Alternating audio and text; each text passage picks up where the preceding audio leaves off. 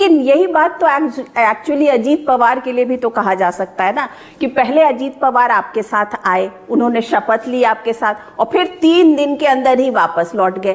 तो ये तो बड़ा खंजर तो अजीत पवार ने आपके साथ किया था पहले।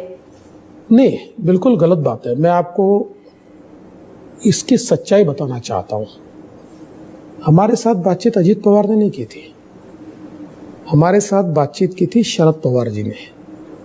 सारी चीजें तय की थी शरद पवार जी ने, और फिर ये कहा कि अजीत पवार और देवेंद्र मिलकर आगे की सारी रणनीति तय करें। जो कोई सत्ता किस प्रकार से, उसमें किसकी हिस्सेदारी कितनी होगी, कितने मिनिस्टर्स रहेंगे, सारा तय करें। उस हिसाब से हमने बैठ के तय भी किया। और जब शपथ लेने का समय आया तो पवार साहब पीछे हो गए। उस समय अजीत पवार ने यह निर्णय किया, उन्होंने कहा कि मैं नहीं पीछे आऊंगा, ये मेरे साथ गलत किया है उन्होंने, और आपके साथ भी गलत किया है। और अजीत पवार जी ने जितने लोग उनके साथ थे, उनके साथ साथ हमारे साथ आकर शपथ ली।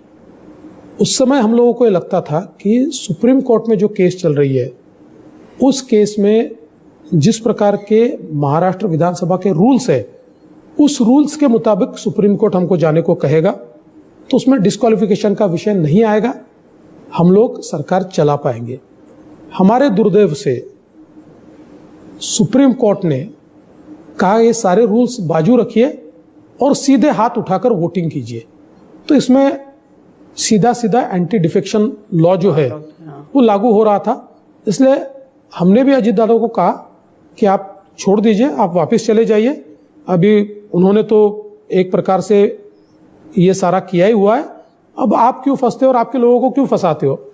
इसलिए हमसे बातचीत करके ही वो वापस गए। तो अजीत दादा ने कहीं विश्वासघात नहीं किया।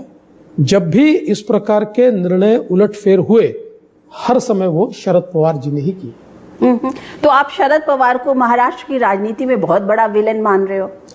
देखिए, मैं विलन नहीं मानता, पर मैं इतना जरूर कहूंगा कि महाराष्ट्र की राजनीति में पार्टियां बनाना, पार्टियां बिगाड़ना, पार्टियां तोड़ना, अलग अलग लोगों को इस प्रकार से दिग्भ्रमित करना, इसमें उनकी एक्सपर्टीज रही है, और ये 40 साल की एक्सपर्टीज है।